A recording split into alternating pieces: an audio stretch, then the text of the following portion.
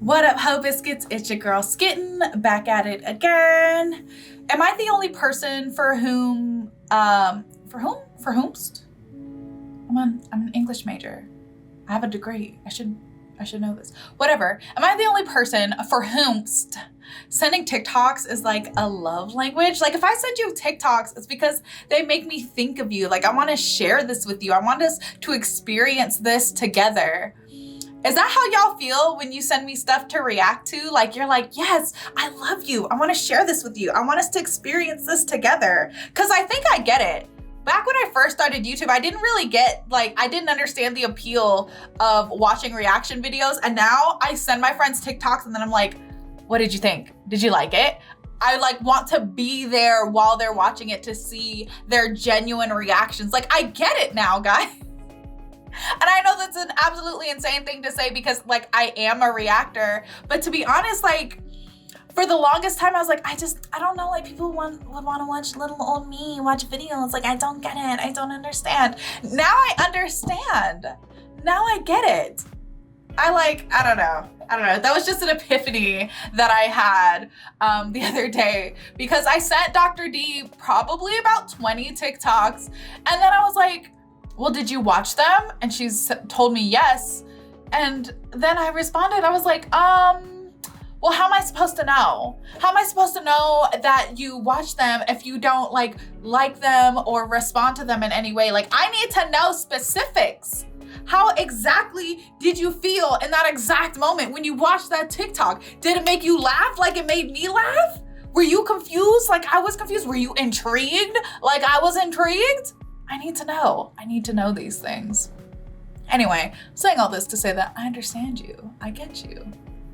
I hope you guys are doing well. I hope you guys are staying safe and sanitized. Today, we are here to watch some overly sarcastic productions.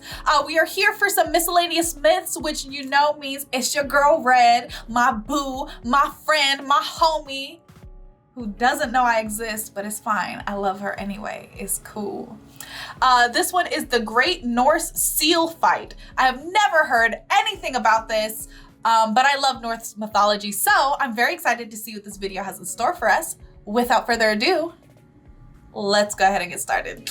So there's kind of a selection bias when it comes to mythology. Okay. Most of the stories we know are the ones that got codified somewhere, written down in some big important tome which got preserved and copied and translated and made it to the modern day pretty much unscathed, barring some Christianization or Victorian weirdness or the occasional fire. But focusing on those stories makes it easy to forget the impossibly vast body of mythology that we don't know, the stuff that got forgotten, overwritten, burned, never written down, or just generally lost. We don't know how much we don't know, but sometimes we get tantalizing glimpses of that long-forgotten knowledge that sends us down the rabbit hole, scraping together fragments of third-hand anecdotal evidence trying to piece together what that long-lost original story might have been, forcing us to gaze into the yawning abyss of lost knowledge and to confront the sheer incomprehensible enormity of it all. The body of knowledge we have about mythology begins looking less like a shining edifice of marble packed with ancient tomes of knowledge and more like a thin cobweb stretched over a chasm.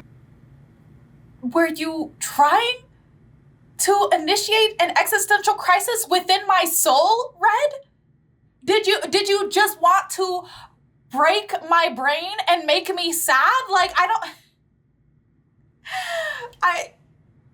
I already cry about the Library of Alexandria at least 4 times a year. I didn't need this.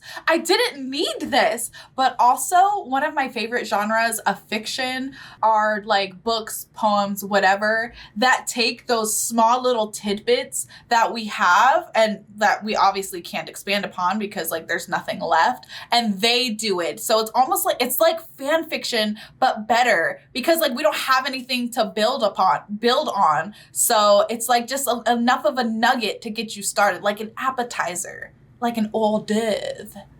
So today let's talk about that one time Loki and Heimdall turned into seals and threw hands, or more accurately flippers, because the minute I heard that I absolutely could not resist looking for more information. So to start our dive into this tantalizing tidbit, we check in with our old friend Snorri Sturluson. In the Prose Edda, Snorri mentions that Heimdall frequented Singestein, where he fought Loki for the necklace Brisingamen while transformed into seals. Snorri has the audacity to not give us any further information about this, which is where the research rabbit hole starts. So first we go looking for Snorri's sources. Disclaimer that I'm not going to get any of these names right. right. Snorri is recounting a story from the work of one historical poet called Ulf Ugason, specifically a poem called Husdrapa, which Ulf wrote describing the dope carvings in a sweet new mead hall he visited one time. The carvings represented scenes from mythology, a battle between Loki and Heimdall, plus 2 more familiar scenes of Thor fishing for Jormungandr and the funeral of Balder. Now this is a poem about a carving of a myth, so things are already getting pretty third-hand.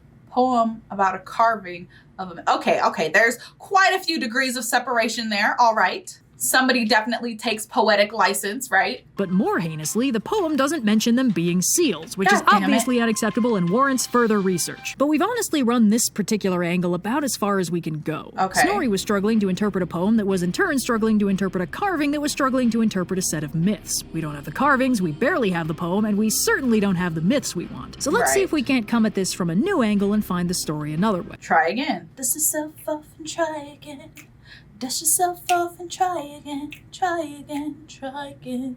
Now, the story isn't just about Loki, Heimdall, and seals. Snorri also mentioned a necklace, Brisingamen, so it might be worth taking a closer look at any mythology around that specifically. Loki is regularly cited as thief of Brisingamen, and Snorri implied that the fight was incited by him stealing it in the first place, so we might be onto something here. If nothing else, it's worth looking into this necklace a little more closely just to contextualize the conflict in the first place. Now, Brisingamen does actually show up in a few different places. It's actually referenced in Beowulf, where it's called Brosingamene, and it's said that a warrior, Hama, steals it from King Manrik the Great along with a whole pile of treasure, but later has a crisis of faith and donates it all to a monastery. This isn't much, but at least it confirms the thing exists in folklore beyond just Snorri's angle. In the Poetic Edda, Brisingamen is referenced twice. When Freya learns that she's supposed to marry Thrym, king of the Frost Giants, she gets so pissed it triggers an earthquake and the necklace Brisingamen falls off her. Thor later wears it when he's disguised as Freya, which is pretty solid evidence that Brisingamen is mythologically important because it belongs to Freya. This adds some important detail to the original battle story, because it means Loki didn't just steal Brisingamen, he stole it from Freya. And we can find one more important bit of context for Brisingamen in the 14th century, a text called Surla Thad, or something, compiled by 2 monks but theoretically based on an earlier text, possibly 12th or 13th century. Now this text does something Snorri also did in the Prose Edda, but a lot less subtly. It pulls at ancient aliens and recharacterizes the Norse gods as highly advanced humans from somewhere else, in this case, Asia, because it sounds kinda like Iser, I guess. This was pretty common for monks. They wanted to document the myths and religious beliefs of the regions they Christianized, but they didn't want to do any heresy in the process, so they filed off the godly serial numbers and reframed everyone involved as just regular humans, honest. So in this story, Freya is the favorite concubine of King Odin, an extremely human man. Freya acquires the necklace Brisingamen from 4 dwarves, who will only accept payment in the form of sex, which Freya is cool with, but decides to keep her little secret. And while she shows off the shiny new necklace to Odin, she doesn't tell him how she got it. But an extremely human man named Loki catches wind of the sexy time shenanigans, and Odin commissions Loki to steal Brisingamen from not a god, but sometimes a horse. Totally not father of the slain. Don't talk to me until I've had mead of poetry. Extremely human person. I'm dead, okay? You're telling me a fertility goddess had sex? You mean a fertility human? Brisingamen from Freya's impenetrable bower, which Loki does by transforming into a fly, a very normal thing for humans to do. So Loki slips in and very delicately removes the necklace. Freya discovers the theft and confronts Odin about it, who admits to commissioning the robbery and agrees to return the necklace on one condition. Freya has to cause an eternal war between 2 kings, triggering a cataclysmic battle that will only be stopped when a very Christian dude braves the battlefield and kills everyone permanently. I'm sure it's a very interesting story, but I also don't care, so anyway, Freya agrees and gets the necklace back, no problem. Now, none of these stories 100% resemble each other, and every single one has at least one piece that the others don't. None of them has the whole story, but we can kind of rearrange the pieces into an order that possibly makes sense. We can nail down that Brisingamen is Freya's necklace. She gets it by allegedly boning some dwarves, Loki steals it, possibly on Odin's orders, and Heimdall goes to get it back, possibly on Freya's orders. And when they fight over it, they turn into seals, according to Snorri and literally nobody else. I mean, I'll accept it as uncritical canon because I absolutely love everything about it, but we gotta admit it's pretty uncorroborated. So that's the story of how I broke out the conspiracy board and burned a week going down the rabbit hole just so I could draw this. You're all welcome. Baby. And I think that week was 100% worth it. I think it was 100% worth it, and I personally am declaring that as canon. Because that's fantastic. Seals.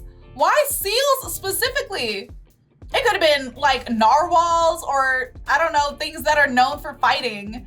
But seals, you know what? It's fine. It's cool.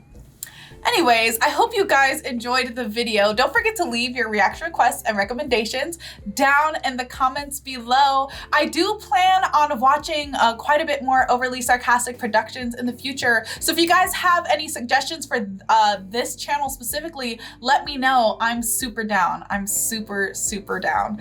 Other than that, peace out, hope biscuits. It's Skittin' Lit.